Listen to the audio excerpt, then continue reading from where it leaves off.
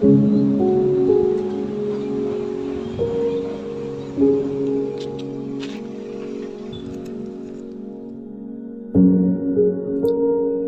sahabat Yakum, saya Pendeta Wasito Wibowo dari GKI Nusukan beserta dengan segenap anggota jemaat mengucapkan salam sehat untuk Anda semua. Hari ini kita akan bersama-sama merenungkan sabda Tuhan yang menjadi sumber kekuatan dan inspirasi bagi hidup kita.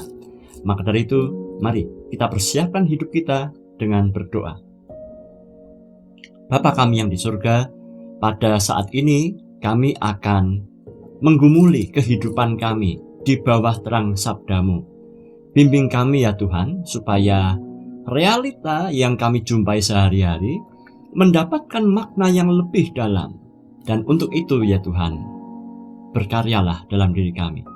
Amin. Tatkala kita menjumpai sesuatu yang tidak benar dan tidak semestinya, sistem alarm dalam nurani kita berdering dengan nyaring. Saat itulah kita diperhadapkan pada suatu keputusan moral, yaitu mengabaikan atau melakukan aksi perubahan. Mengapa kita yang sudah paham tentang apa yang benar maupun salah, namun masih seringkali merasa enggan untuk berubah?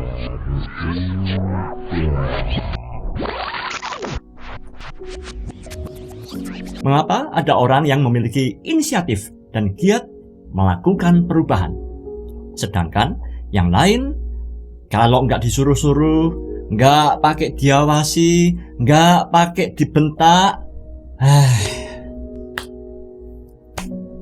tobat rasanya sama dia.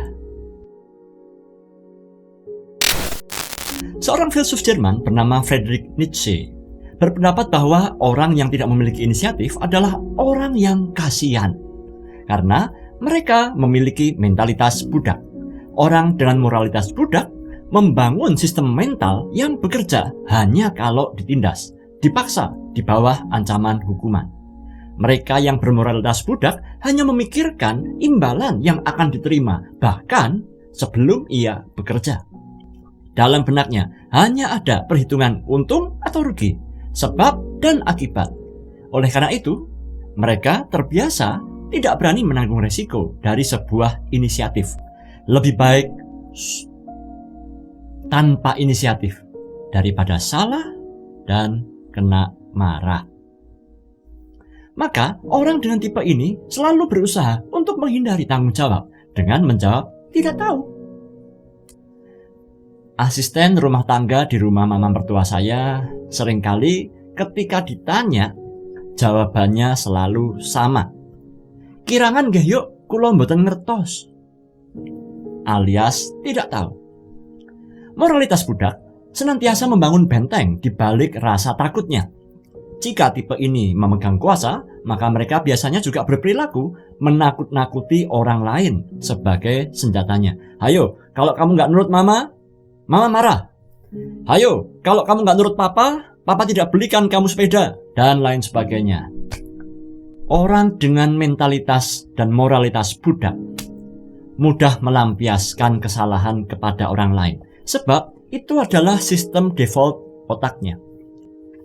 Maka bersaing secara curang adalah satu-satunya cara yang ia kenal untuk memenangkan kompetisi, karena ia merasa tidak percaya diri jika ia harus berkompetisi secara fair. Nah, maka rasa setia kawan dan kerelaan untuk berkorban secara terhormat tidak ada dalam khasanah hidupnya. Pikiran mereka jarang diberi kesempatan untuk berpetualang dengan kreasi maupun bereksperimen untuk menemukan jalan keluar. Mereka cenderung menyebut segala kesulitan sebagai takdir. Titik. Stop. Dalam Perjanjian Lama, moralitas budak berkembang sepanjang sejarah umat Israel hingga kita yang sekarang ini hidup dalam perbudakan dosa. Maka semakin diberi aturan supaya benar, malah semakin banyak pelanggaran.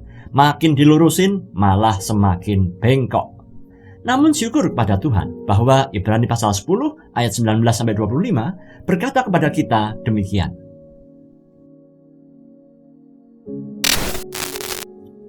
Jadi saudara-saudara, oleh darah Yesus, kita sekarang penuh keberanian dapat masuk ke dalam tempat kudus.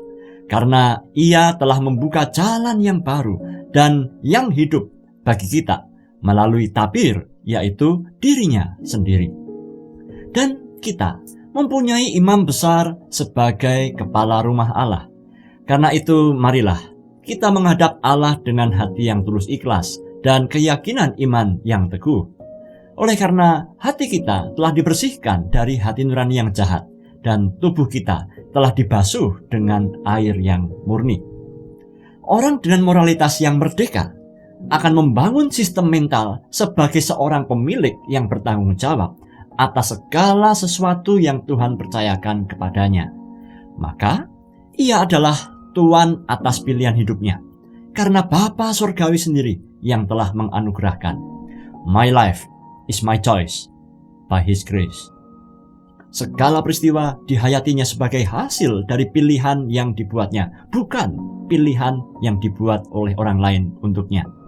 Bukan juga karena orang lain yang menyuruh-nyuruh dia. Oleh karena itu, ayat 23 Ibrani 10 berkata, marilah kita teguh berpegang pada pengakuan tentang pengharapan kita, sebab Ia yang menjanjikannya setia. Orang dengan moralitas yang merdeka selalu memiliki inisiatif dan motivasi yang muncul dari dalam dirinya sendiri. Nurani orang yang merdeka tidak akan pernah abai atas kesalahan yang sedang terjadi. Kesadarannya tak akan pernah diam. Sebelum yang benar dilakukan, sebelum yang adil ditegakkan, entah orang lain memuji atau tidak. Ia sudah cukup bangga akan Bapanya yang di surga, sebab ia tahu bahwa Gusti Allah mboten nate sare. Mungkin ia pernah jatuh dan sempat merasa lelah untuk mencoba. Tapi orang dengan moralitas yang merdeka tahu bagaimana caranya untuk berdiri kembali, membangun kembali motivasi yang pernah sirna.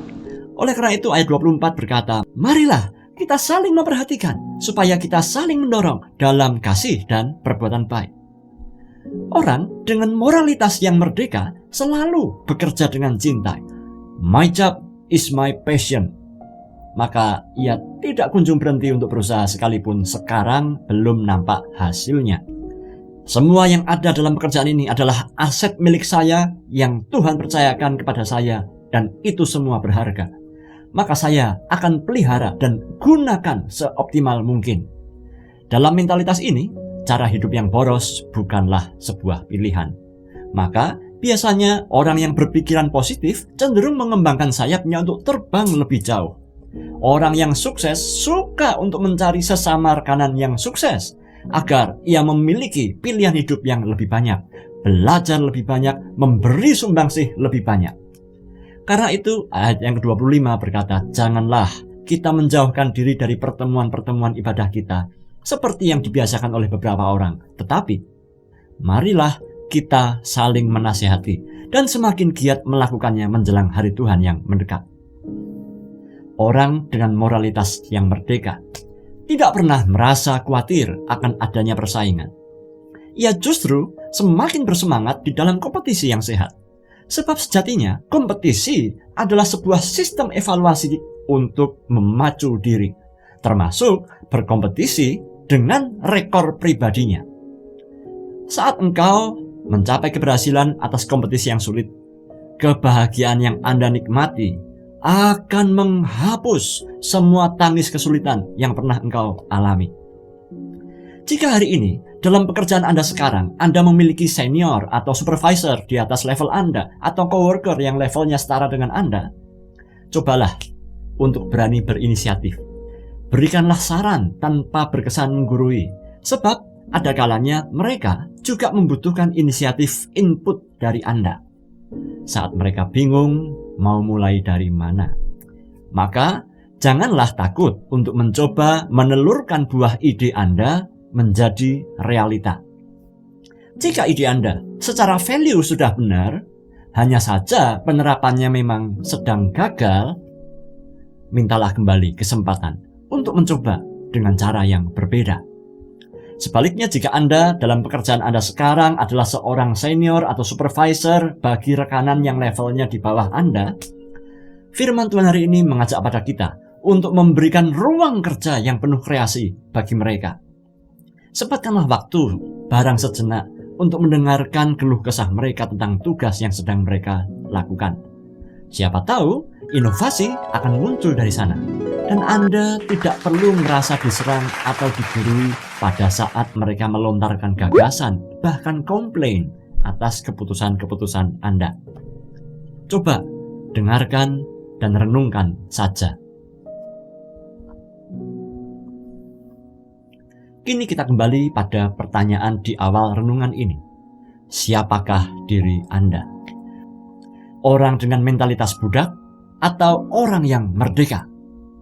Orang yang merdeka selalu berinisiatif untuk mengadakan perubahan dan bangga atas perbuatan baik yang dilakukannya, sekalipun hanya Bapa yang di surga yang mengetahuinya.